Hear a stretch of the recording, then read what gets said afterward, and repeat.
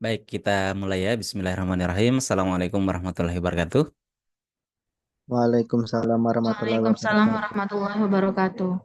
Oke, terima kasih teman-teman atas kehadirannya dan mohon maaf ini saya sampai sekarang belum bisa melaksanakan secara offline ya karena jadwalnya nggak bisa ketemu terus ya karena ini hari ini pun juga saya ngajar udah 3 kelas ya secara online ya karena memang hari semester ini sangat padat sekali sehingga untuk nyari jadwal yang pas nggak bisa dan saya pernah menawarkan satu prodi untuk pindah ke hari Sabtu tapi mereka nggak mau ya.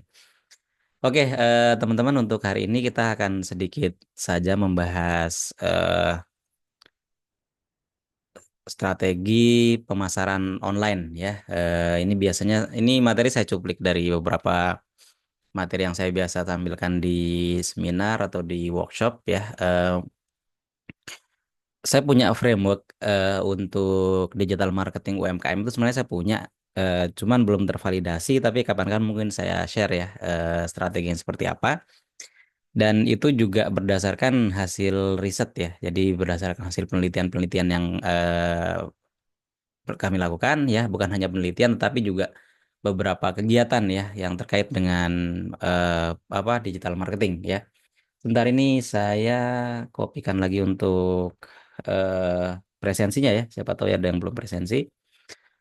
Oke, untuk hari ini kita coba untuk menelaah beberapa hal terkait untuk strategi pemasaran online ya atau pemasaran melalui digital ya. Jadi kalau kita lihat yang pertama, yang paling banyak juga dan menarik juga gitu ya, ada yang disebut dengan video marketing ya.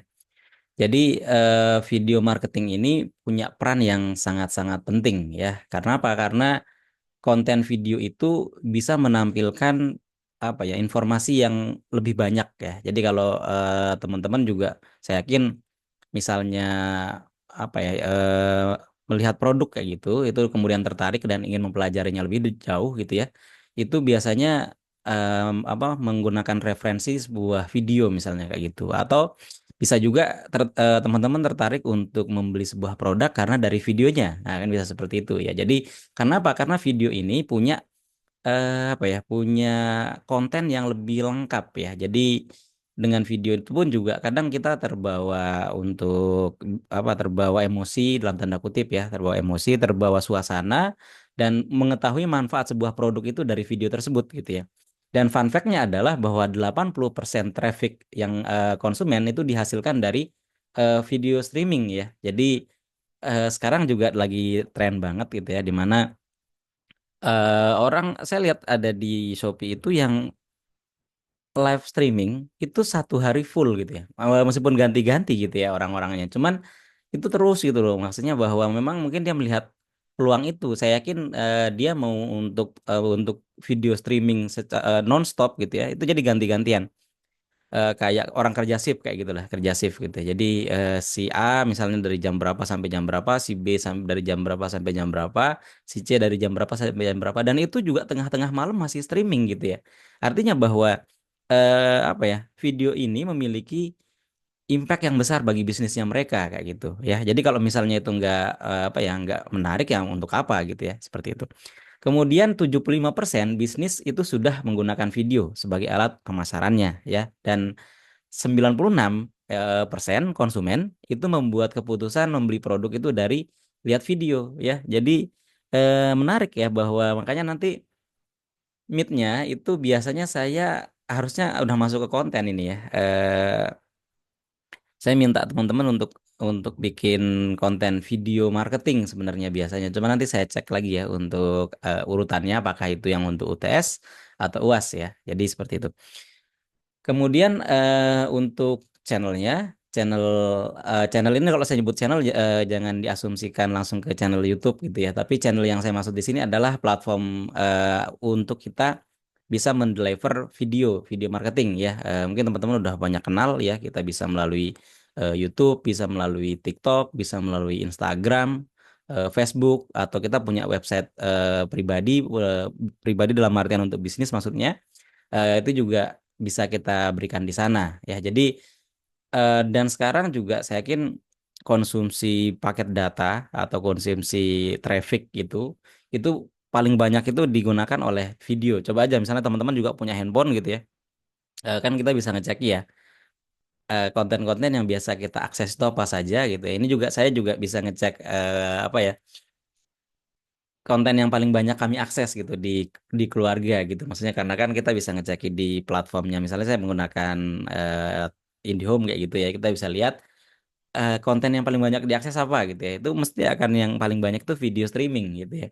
Jadi video streaming. Makanya video ini menjadi sangat-sangat potensial gitu ya bagi teman-teman yang ingin merambah untuk memasarkan produknya gitu ya. Kemudian yang berikutnya bahwa ini video marketing itu dapat dikembangkan yang apa ya video-video yang bisa dikembangkan itu bisa video demo gitu ya. Jadi apalagi misalnya untuk produk-produk yang susah untuk apa ya atau produk yang mungkin orang tahu gitu tapi ada beberapa fitur yang dia nggak tahu cara penggunaannya misalnya. Nah itu kita bisa juga untuk memberikan video demo ya demo cara menggunakannya, kemudian cara merawatnya misalnya atau kemudian bisa untuk meningkatkan fitur-fiturnya atau mengoptimalkan fitur-fiturnya juga bisa seperti itu. Kemudian ini juga video event ya misalnya perusahaannya teman-teman atau produknya teman-teman juga ikut sebuah event itu juga bisa di apa ya bisa didokumentasikan ya kemudian bisa dijadikan video marketing juga ya. Kemudian atau video petunjuk atau edukasi. Nah, ini juga kadang perlu ya karena terkadang masyarakat nggak tahu cara apa ya apa sih manfaat dari produk kita kayak gitu ya. Kita juga bisa mengedukasi mereka kayak gitu. Jadi kita bisa membuat video yang urusannya dengan edukasi gitu ya. Kemudian juga bisa video yang direct gitu ya untuk branding kita ya. Kemudian bisa juga video studi kasus ya atau testimonial pelanggan. Nah ini paling banyak ya yang menarik orang juga apalagi saya punya temen dia usahanya catering ya usahanya catering. Eh, Suatu saat saya pas bareng nanya ke beliaunya, Pak, apa sih yang bedain kan catering banyak nih ya catering itu kan cukup banyak sehingga saya coba pancing untuk tanya kenapa sih apa yang membedakan cateringnya Bapak dengan yang lain kayak gitu ya dia menjelaskan bahwa kalau kita mengikuti yang biasa mungkin ya biasa aja karena apa kalau misalnya hanya sekedar atau hal-hal yang mungkin bisa diduplikasi dengan cepat itu bisa diduplikasi dengan cepat. Misalnya untuk kegiatan misalnya kalau catering gitu ya, itu ada live live masak kayak gitu. Itu kan gampang sekali untuk diikuti gitu. Nah, tetapi dia punya satu apa ya? Value proposition lah atau punya apa niche ya. Punya keunikan bahwa dia yang nggak bisa diikuti oleh orang lain atau catering lain itu adalah testimoni dari tokoh-tokoh kayak gitu ya. Jadi caranya dia adalah karena kebetulan juga catering udah agak besar sih ya. Caranya dia juga terkadang kalau misalnya ada tokoh yang ke daerahnya dia, itu dia yang apa ya, apa ya, menjamu lah. Dia yang menjamu. Kemudian ya karena namanya orang dijamu ya, kemudian terus kalian dimintain video kayak gitu ya. Sekalian dimintain video apa testimoni kayak gitu gimana Pak pendapatnya gini-gini ya. Jadi dia menjelaskan dan namanya orang diminta mentestimoni setelah makan gitu ya.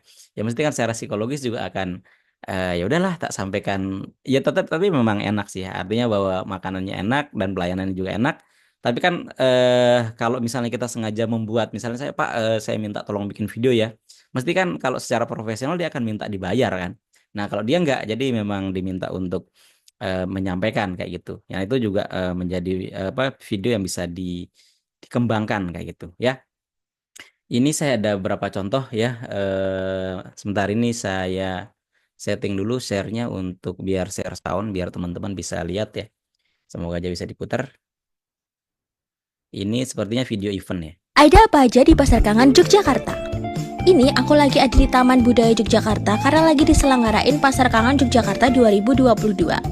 Lucu banget, ada gajah yang ada mainannya dan bisa kamu ambil. Nah di sini itu yang pertama ada kuliner tradisional. Jadi kamu bisa nih pilih jajanan-jajanan yang kalian mungkin gak gampang temuin ya. Nah di sini aku pertama beli cenil lupis. Ada jajanan lainnya kayak gulali, terus limun, ini seger banget guys. Terus juga yang wajib kamu cobain itu adalah tempe mendoan dan yang juga di sebelahnya ada lempeng juru. Di sini pokoknya lengkap banget kulinernya, dari makanan yang berat, jajanan, minuman, semuanya ada. Pastiin kalian bawa uang cash ya. Nah, di sini juga ada nih jajanan-jajanan jadul kayak gini, jadi yang bikin kalian tuh bakal mengingat masa lalu gitu, guys. Ngomongin yang jadul-jadul dan bikin kangen, di sini juga ada pameran barang-barang antik yang bisa kalian beli nih. Kayak gini, atau juga mainan-mainan jadul. Selain itu juga ada pameran lukisan wajah kayak gini, free, kalian bisa foto-foto tuh di sana. Nah, yang terakhir ada pameran kesenian, kalian bisa nonton sambil dilukis wajahnya. Jangan lupa datang ke Pasar Kangen Yogyakarta sampai tanggal 27 Agustus ya. Oke, ini salah satu contoh video event ya, video event yang bisa dijadikan apa ya? Bukan referensi sih kalau saya katakan, jadi bisa sebagai contoh lah ya, sebagai contoh. Itu salah satu contoh aja. Saya yakin di luar akan sangat banyak, tapi setidaknya ini menjadi apa ya? Menjadi sebuah referensi lah untuk bisa digunakan gitu ya. Ini saya juga ada salah satu video, cuman ini kayak lebih ke video profil ya, cuman nanti mungkin nggak akan penuh Pertiwi saya selalu punya tampilkan ya. cara sendiri untuk Jadi menyingkap kalau ini takdirnya. kan lebih ke Dari video setiap branding sudut ya. Jadi dia Nusantara, salah membranding satu sebuah surganya berada di desa desa wisata ini. kayak gitu ya. Desa Kalongan. Jadi Seperti yang dilakukan sang yang masih terjaga beberapa dari hal, luar dan ini desa juga Kalongan. kalau yang seperti ini Desa kan memang wisata Kalongan sangat yang menarik. menjadi kendala terkadang adalah kapasitas kita untuk produksi sebenarnya. Ya, jadi kalau kita berbicara video yang proper misalnya seperti ini, itu kan ya butuh dananya cukup besar gitu. Tapi kalau misalnya seperti tadi video yang pertama, itu kan setidaknya kita modal kegiatan aja, kita modal apa ya, modal handphone aja udah bisa gitu. Apalagi sekarang juga banyak trennya tentang video vertikal gitu ya, video vertikal yang bisa kita kembangkan itu akan menjadi sesuatu yang mudah kayak gitu. Tapi kalau yang memang diniatkan gitu ya, misalnya seperti ini, seperti yang video yang sedang saya tampilkan ini, ya monggo saja, tetapi memang challengingnya adalah untuk video itu di sana ya. Hati Oke, siapa ini saja saya yang next ada aja apa ya. aja di Ya, saya naik aja. Itu untuk video yang pertama. Kemudian yang kedua, strategi yang kedua bisa yang disebut dengan user generated content ya, atau UGC ya. Jadi UGC ini adalah sebuah konten yang diciptakan oleh konsumen kita ya, atau followers kita, misalnya kita punya followers gitu ya. Jadi strateginya adalah kita bisa memberikan reward ya, atau apa ya, challenge lah ya, atau bisa kuis atau giveaway dengan syarat-syarat tertentu. Ya mungkin teman-teman juga mungkin udah pernah mengikuti gitu ya, atau pernah melakukan itu gitu ya. Jadi silakan, saya akan berikan ini saya berikan giveaway, tapi silakan berikan testimoninya nanti ya kayak gitu ya. Kami juga, karena saya kebetulan di Jogja itu tergabung di dalam sebuah komunitas ya, ada komunitas namanya Google Local Guide ya, Yogyakarta Google Local Guide ya. Jadi situ kami juga apa ya, ya mengenerate konten untuk perusahaan-perusahaan, dan itu juga modalnya kecil gitu ya. Modal mereka cuma modal ngundang kami untuk makan gitu ya. Misalnya buka warung baru gitu ya, ajak teman-teman, saya lupa istilahnya ya, tapi kita kadang diajak untuk kumpul untuk ngasih apa ya, disuruh nyoba, kemudian kita kontenin kayak gitu ya. Jadi salah satu strateginya seperti itu ya. Kalau di sini bisa misalnya untuk challenge gitu ya, kemudian kuis, giveaway atau yang lain gitu ya, atau bisa dengan eh, berbagai macam hal ya. Yang jelas bahwa strategi UGC ini akan lebih mudah ya, juga lebih menarik gitu ya. Lebih menarik karena konsumen yang lain tuh melihat bahwa oh, ini di generate oleh user yang lain atau konsumen yang lain. Makanya kalau kita lihat di misalnya di marketplace gitu ya, salah satu indikator kita mau beli sebuah produk juga kan biasanya di review orang gitu ya. Di reviewnya kayak gimana? Saya beberapa hari lalu itu ada acara di Surabaya. Kemudian bingung nih cari hotel ya, bingung cari hotel, udah mepet banget. Terus ada beberapa hotel yang menarik kayak gitu. Ya, saya nggak tahu apakah itu kebetulan atau enggak. Pas saya lagi scrolling di Twitter, di X gitu, tiba-tiba nemu nemu apa ya, informasi bahwa ya hotel-hotel horor kayak gitu ya, hotel-hotel horor di Surabaya kayak gitu. Tapi saya belum pesen hotel posisinya waktu itu. Tapi udah ada yang saya bidik kayak gitu. Hotelnya udah ada yang saya bidik. Tetapi malah ternyata, loh, yang saya bidik itu ternyata hotelnya hotel yang termasuk yang masuk di list hotel horor tadi kayak gitu. Akhirnya ya udah saya cari lagi jadinya gitu ya. Dan itu saya lihat memang di apa reviewnya itu ternyata wah ini memang benar-benar kacau gitu ya. Jadi hotelnya itu reviewnya sangat buruk sekali kan, tapi harganya menarik gitu ya. Dengan hotel standar seperti standar bagus ya waktu zaman dulu mungkin ya. Itu harga kisaran 300-an sampai 400 itu cukup worth it lah untuk lihat bentuknya. Tetapi begitu lihat reviewnya, wah nggak jadi deh kayak gitu. Nah artinya bahwa kondisi-kondisi seperti itu juga mempengaruhi kita gitu sehingga UCG ini perlu UGC ini perlu dibuatkan strategi teman-teman. Jadi paling enak lagi kalau misalnya teman-teman punya produk kemudian ada apa ya ada Google-nya, Google My Business dulu nyebutinnya. Kemudian di sana ada review-review orang, kemudian kalian membahas itu atau bukan membahas ya, membalas itu. Itu juga luar biasa, yaitu luar biasa akan memberikan insight kepada orang lain, bisa memberikan bahwa oh ternyata ini usernya apa namanya, ownernya care sekali kayak gitu. Jadi mau reviewnya positif, mau reviewnya negatif, itu tetap dibalas ya. Jadi nggak kemudian karena positif kemudian kita balas oh terima kasih kayak gini gini gini. Negatif pun juga nggak apa-apa ya, kita bisa jadikan itu sebagai apa ya, sebagai masukan lah ya, sebagai masukan untuk oh nanti kita perbaiki bla bla bla kan, bisa seperti itu ya. Kemudian untuk Yugi sini juga ada beberapa contoh ya. Ini misalnya uang tunai 1 juta untuk like terbanyak kayak gitu ya, kan bisa seperti itu. Nah ini juga bisa juga ada beberapa yang mungkin direview oleh orang kayak gitu ya. Oh, nggak kelihatan yang belakang ya, ketutupan ya. Sebentar, ini kayaknya video kayaknya. Oh, bukan, bukan, bukan. Oke. Yang ketiga, tadi setelah UGC atau user generated content, yang jelas konten marketing ya. Konten marketing ini menariknya adalah 86% pebisnis itu mendapatkan konversi ya. Konversi itu maksudnya untuk kita menawarkan kemudian penjualan itu dari konten marketing ya. Kemudian dan tiga dari 4 pengguna masih suka membaca blog loh. Jadi masih kita masih masih mau baca gitu. Mungkin dengan teman-teman melihat oh sekarang orang lebih banyak apa ya nonton gitu ya, nonton video, tapi ada beberapa orang yang masih suka untuk baca gitu ya, masih masih masih suka untuk baca, dan salah satunya itu di konten marketing ya. Jadi di konten marketing ini juga biasanya itu untuk brand-brand besar itu masih masih make itu, jangankan pebisnis besar ya. Ya kita ngomong buzzer deh gitu ya. Dan itu ada gitu ya. Kita ngomong buzzer. Buzzer itu pun juga sebenarnya yang mereka share apa sih sebenarnya? Yang mereka share kan konten gitu ya. Yang mereka share konten dan itu sangat berpengaruh bagi orang kayak gitu. Ya jadi akan sangat mudah untuk mendeliver orang untuk memberikan pendapat yaitu dari konten. Makanya konten marketing itu masih sangat-sangat powerful ya.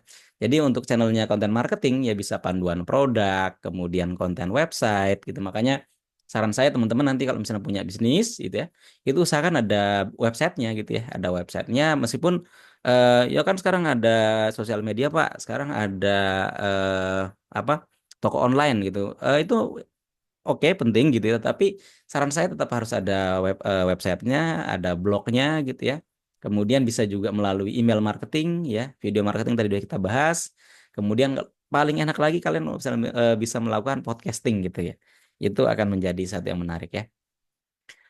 Untuk syarat konten apa konten marketing yang menarik itu yang pertama itu informatif jelas ya, kemudian yang kedua entertaining sifatnya ya, jadi jangan jangan membuat orang jadi sedih gitu ya atau bukan sedih sih, terancam gitu lah. Kalau sedih mungkin bisa jadi karena istilahnya kita bisa mentouch bagian tertentu dari perasaan orang seperti itu ya. Kemudian untuk yang engaging ya, kemudian kita juga ketika ingin membuat konten marketing itu harus melihat kenyamanan ya, kenyamanan dari audiens itu untuk menikmati konten marketing itu seberapa. Jadi jangan kemudian di push terus gitu ya untuk apa? Untuk menikmati konten marketing kita sementara mereka sebenarnya nggak nyaman kayak gitu ya.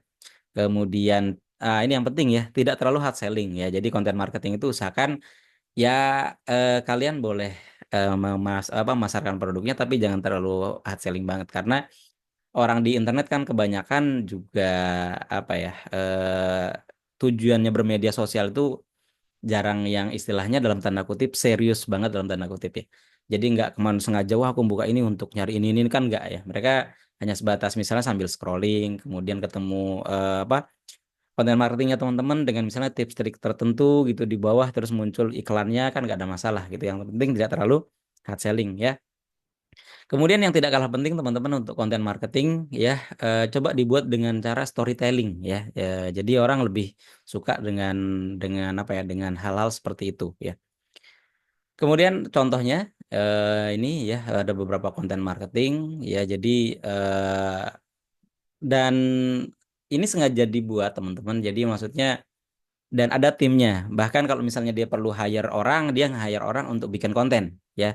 Jadi karena kenapa saya tahu karena saya punya teman juga dan dulu pernah terjun di dunia ini, ya, dunia konten marketing ini yang bikin konten khusus untuk mereka, ya. Ya makanya kalau misalnya teman-teman punya usaha dan pengen cepet naik kayak gitu, ya, perbanyak di konten marketingnya aja, ya. Artinya bahwa ketika orang mencari hal tertentu itu cepat. Di Jogja itu ada sebuah tempat hosting website gitu ya itu ketika kita nyari tips apapun, whatever tips trik gitu ya, itu ada dia kayak gitu. Karena apa? Karena dia punya konten semuanya, punya konten macam-macam. Misalnya cara menghapus email, cara mengurangi storage Gmail gitu. Dia punya tips triknya semua kayak gitu. Jadi apa yang kita butuhkan, dia punya kayak gitu. Nah, itu sengaja dibuat dan ya mereka punya tim konten marketing ya. Jadi bukan meng-hire lagi dia. Dia bukan meng-hire orang pihak ketiga gitu, tapi memang dia punya karyawan ya untuk mengurusi konten marketing itu ya. Itu yang ketiga. Kemudian yang keempat ada yang disebut dengan micro influencer ya. Jadi micro influencer ini dia biasanya punya followers antara 1.000 sampai 100.000 atau 200 ribuan lah ya. Jadi memang apa ya followersnya tidak banyak ya. Eh, karena kalau kita pakai apa ya influencer yang udah gede gitu kan bayarnya lebih mahal gitu ya. Tapi kalau yang pakai micro influencer itu sebenarnya mereka kenapa micro influencer ini kadang menarik selain harganya lebih murah tadi ya. Tapi rata-rata mereka tuh punya engagement atau punya ikatan dengan apa ya dengan followersnya itu cukup besar ya. Jadi mereka punya engagement yang cukup besar dan lebih kuat biasanya gitu ya, lebih kuat untuk misalnya dia sama-sama suka buku gitu ya atau sama-sama suka makanan tertentu ya itu juga dia punya engagement yang cukup besar ya seperti itu. Nah ini misalnya ya ini punya teman saya ya ini saya apa saya punya dulu teman di organisasi dulu waktu kuliah ya. Dia apa juga sebagai micro influencer ya. Oke, yang kelima itu yang disebut dengan sosial media marketing. Kalau ini mungkin udah cukup umum gitu ya dan banyak digunakan karena apa? Karena media sosial itu kan terus berkembang terus ya dan strateginya juga cukup banyak di sana. Dan menariknya adalah bahwa 55% konsumen itu dia menemuin produk yang mereka cari itu di media sosial gitu ya. Jadi sama saya juga kadang nyari produk itu kadang nggak sengaja gitu ya. Kadang nggak sengaja atau memang sengaja ya. Kadang sengaja juga untuk mencari produknya gitu ya. Dan kita nemuannya bahwa banyak di media sosial gitu. Apalagi misalnya ada yang saya mau spill sebuah produk nih bagus gini gini gini kan kayak gitu. Nah, mereka kan banyak yang caranya seperti itu. Kemudian 64% leads beberapa industri itu ya dari media sosial gitu ya. Jadi mereka dapat dapat konversi itu dari media sosial. Kemudian pengguna medsos itu selalu bertambah ya setiap tahunnya, apalagi untuk media-media sosial yang sudah, apalagi yang baru-baru gitu ya, misalnya kayak TikTok gitu ya, kemudian Instagram gitu, perkembangannya cukup besar ya, jadi masih masih cukup menjanjikan lah ya. Ini ada beberapa contohnya ya. Sebentar sebelum sana ya. Sosial media marketing dapat dilakukan dengan posting media sosial. Kalau ini mungkin standar ya. Jadi eh, apa ya? Bisa dari postingan media sosial, feed Instagram, ya, story IG, short di YouTube, kemudian di LinkedIn dan seterusnya. Banyak caranya ya. Kemudian ini beberapa contoh ya. Kenapa contohnya banyak tentang desa-desa? Karena ini saya ambilkan contoh dari saya punya materi tentang kewirausahaan sosial ya. Ya sebenarnya saya ada versi yang lebih umum, tapi ini tadi saya ngambil dari materi yang hubungannya dengan apa dengan wirausaha sosial ya. Makanya contohnya dari tadi banyak yang tentang apa tentang apa ya kegiatan-kegiatan sosial itu kebanyakan ya. Kemudian yang keenam ya ada yang disebut dengan SEO atau Search Engine Optimization ya. Jadi optimization untuk SEO ya. Jadi kita bisa apa ya? Ketika orang mencari sesuatu itu kemudian mendapatkan dengan cepat ya. Itu yang disebut dengan SEO ya. Jadi 90% traffic website itu dari search engine ya. Mau search engine-nya sekarang bisa macam-macam ya. Bisa oke Google gitu ya. Bisa kemudian yang sekarang misalnya AI pun gitu ya, karena banyak orang yang udah males ke search engine misalnya bisa langsung tanya ke AI. Itu pun AI juga biasanya nawarkan konten gitu ya, nawarin kontennya, dan itu juga dari SEO yang mereka temukan gitu ya. Jadi kalau misalnya kita mencari sebuah konten, kemudian kita tanya ke si ChatGPT misalnya, ya dia juga akan menyarankan itu dari sebuah perusahaan atau sebuah apa dari konten marketing gitu ya, dari konten marketing yang isinya sesuai dengan yang kita cari kayak gitu. Makanya tadi saya sampaikan bahwa yo ayo misalnya dimulai untuk bikin kontennya dan seterusnya. Karena apa? Karena digital marketing itu bukan sesuatu yang instan, teman-teman. Jadi misalnya kita pengen langsung pemasaran sekarang langsung ada gitu, sangat sangat sangat jarang gitu ya. Kemudian implementasi SEO tidak bisa dilakukan secara cepat ya, kecuali kalau yang berbayar. Berbayar pun juga kadang ini juga masih butuh waktu, dan SEO itu menjadi investasi jangka panjang. Saya punya teman juga, dia tiap tahun itu ngupdate ya. Jadi karena kan kita kadang apa ya biasanya, biasanya itu sebentar ini ada beberapa tambahan orang. Saya coba share presensinya dulu ya, bagi yang baru datang. eh Kan biasanya kita nyari tips trik gitu ya. Tips tips trik perjalanan tahun 2023 misalnya. Nah, begitu ganti tahun, si kontennya tuh diupdate terus sama dia, ganti tahunnya aja gitu ya. Artinya apa? Bahwa karena dia tahu orang nyari itu berdasarkan sesuatu yang update kayak gitu. Ya dia cuma ngupdate itu, ya cuma ngupdate tahunnya. Jadi update terus, misalnya ada konten yang gak relevan ya diupdate sih sebenarnya, tetapi strateginya dia seperti itu gitu ya. Jadi dia punya konten banyak kayak gitu, tetapi diupdate terus menerus kayak gitu ya. Oke, sebentar. Oke, untuk SEO checklistnya bisa di URL, bisa di konten, bisa tag ya, bisa link.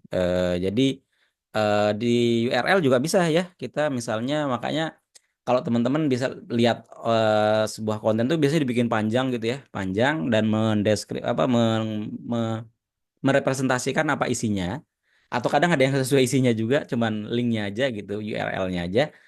Jadi makanya kalau teman-teman punya website itu jangan kayak websitenya UMB ya. Websitenya UMB itu URL-nya nggak bener itu, ya nggak bener. Jadi misalnya kita eh, berita misalnya, berita itu misalnya umpwr.ac.id/berita detail nomor sekian kayak gitu. Itu nggak SEO friendly ya. Jadi saya juga membuka ini kemarin bukanya linknya kemana gitu ya. Jadi yang paling benar itu adalah URL-nya itu juga merepresentasikan isinya apa gitu ya. Kemudian dari konten bisa dari tag, ya, makanya kalau misalnya punya website diaktifkan tagnya, kemudian bisa link juga ya, link kemana itu juga akan diperlihatkan ya. Oke, ini untuk search engine hasilnya seperti ini misalnya ya, saya masih makanya ini dari tadi saya sampaikan contohnya adalah rata-rata apa ya? Contohnya itu banyak banyak ini, banyak sosialnya ya. Misalnya cari desa wisata gitu. Ini juga bisa muncul kan karena memang kontennya sama ya. Karena saya nyari desa wisata di Purworejo gitu kan, muncul semua untuk desa wisatanya. Lah kalau misalnya nggak ada kontennya kan juga nggak bisa ditemukan kayak gitu ya. Kemudian yang ketujuh, ada namanya e-commerce ya.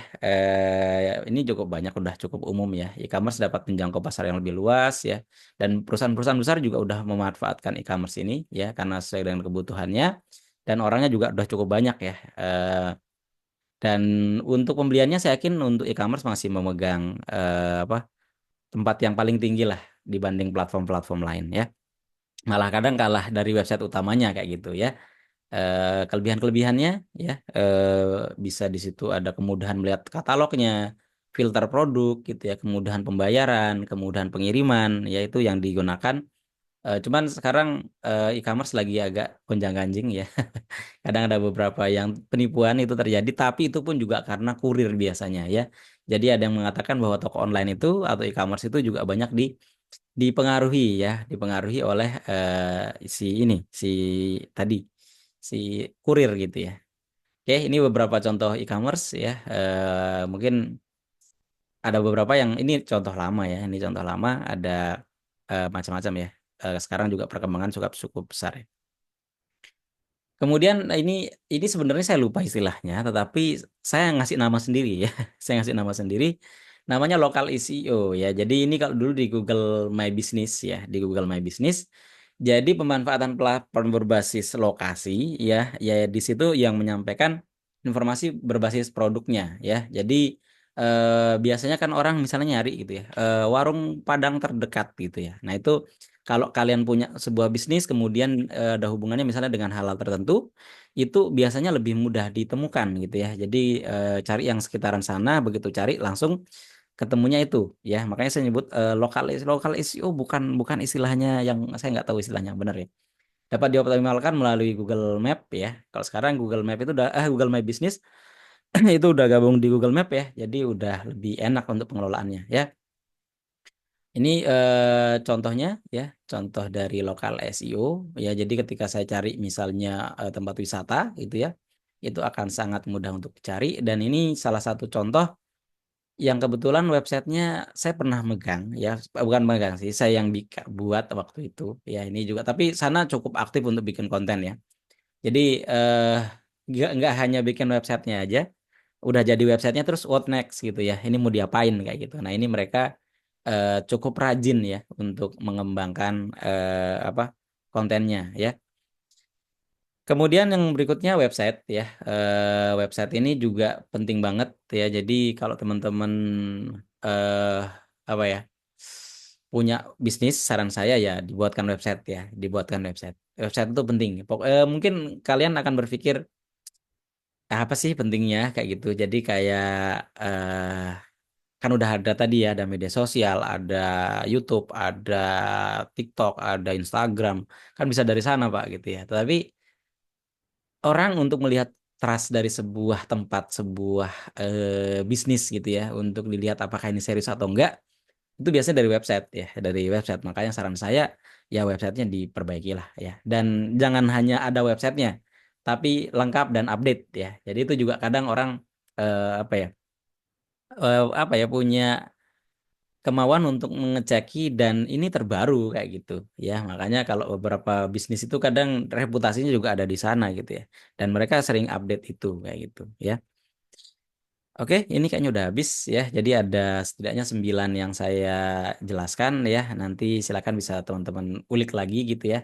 Ini saya hanya untuk pemantik aja bahwa ada beberapa strategi yang bisa digunakan ya. Dan ini saya bingung untuk tugasnya mau ngapain, tapi saya coba untuk ini aja deh ya. Jadi ini kalau ini teman-teman milih bisnis di sekitarannya aja, atau kalau punya bisnis silahkan gitu ya. Tapi di sekitaran itu maksudnya ya punyanya sendiri atau punya orang lain gitu ya. Yang di sana teman-teman saya minta untuk menyarankan strategi pemasaran yang tepat seperti apa gitu ya. Bagaimana cara mengimplementasikannya dan bagaimana teknisnya. Misalnya teman-teman menyarankan video marketing misalnya ya, video marketing untuk warung Madura sebelahnya misalnya kayak gitu ya, silakan itu bisa dijelaskan strateginya seperti apa, atau ada contoh yang udah ada seperti apa, yang jalan seperti apa ya. Dari semua strategi yang ada saya coba untuk melimitasi gitu ya, melimitasi untuk minimal teman-teman bisa mengajukan 3 lah, minimal 3 eh, strategi marketing yang diimplementasikan di bisnis tersebut kayak gitu. Jadi cukup 3 itu aja ya. Kayaknya udah habis. Oke, itu untuk materinya teman-teman. Kalau mau ada yang ditanyakan boleh silakan ya. Kita buka sesi tanya jawab ya. Saya sesi tanya jawab, atau misalnya nanya apa gitu boleh silakan.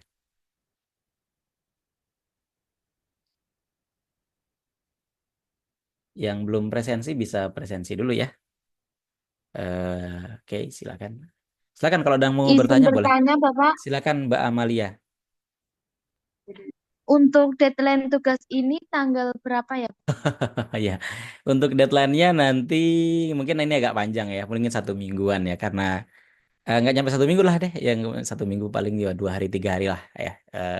Yang jelas karena gini, Saya biasanya mengubah bentuk untuk apa namanya deadline tuh karena sama aja mengerjakan juga di akhir-akhir gitu. Jadi akhirnya ya tetap saya buat ada deadline-nya tapi eh, tak batasi nggak nyampe 1 minggu biasanya. Dan gini teman-teman, karena tadi ada beberapa di Google Classroom yang saya lihat mengumpulkan di komen ya. Saran saya, oke misalnya untuk awal ini saya terima aja dulu. Tetapi ke depannya mohon diperhatikan karena di Google Classroom itu sekarang bisa melimitasi untuk tidak bisa menyerahkan tugas ketika waktunya udah habis gitu ya. Deadline-nya udah habis, udah nggak bisa. Jadi nggak ada yang submit late kayak gitu. Adanya pokoknya dikumpulkan harus sesuai dengan waktunya gitu ya. Itu yang Mbak Amalia ya. Nanti deadline-nya saya coba setting aja lah. Baik, Bapak. Terima Oke, kasih. sama-sama. Silakan ada lagi yang mau bertanya selain menanyakan tugas ya. Nggak ada ya. Oke, kalau nggak ada mungkin Maaf untuk... Pak, Oh, silakan. Siapa ini? ya Sebentar. saya Pak Januar, Mas Januar, izin silakan Mas. bertanya. Iya, Ya. saya belum ngerti ini tugasnya itu bentuknya kelompok atau individu ya Pak? Oh, individu. Ini individu ya. Ini tugasnya individu. Makanya di sekitar Anda itu ya, individu aja. Jadi jangan apa kalau kelompok kayaknya terlalu mudah ya. Jadi kayaknya individu aja Mas Januar ya. Baik Pak, nanti terus Oke. Hmm? dibuat Word atau PPT ya Pak? Ya dibuat-buat aja, dibuat seperti biasa ya. Jadi saya kadang untuk beberapa hal tidak menyampaikan format-format tertentu. Oke, dan satu lagi. Ini terkait karena dokumen ya. Saya mohon sekali, mohon dengan sangat gitu ya. Hindari penggunaan AI ya, hindari penggunaan ChatGPT dan kawan-kawannya ya. Apalagi kemarin saya mendapat curhat dari seorang dosen bahwa mahasiswa membuat tugas itu plek ketiplek dari apa yang diberikan oleh si ChatGPT ya. Jadi sampai kata tentunya gitu kan biasanya kalau pakai Gemini gitu ya, pakai Gemini yang punyanya Google itu kan kalau kita nanya sesuatu misalnya tolong dong buatkan 3 strategi pemasaran untuk warung saya misalnya kayak gitu. Mesti kan dikatakan tentu kayak gitu ya, tentu koma. Nah, itu tuh eh, mereka tuh masih mengkopas sampai ke tentunya gitu ya, sampai di bintang-bintangnya juga masih kekopas ya. Dan gini teman-teman, saya tidak meng-underestimate mahasiswa enggak ya. Tetapi kami bisa mendeteksi kok bahwa itu AI atau bukan kayak gitu ya.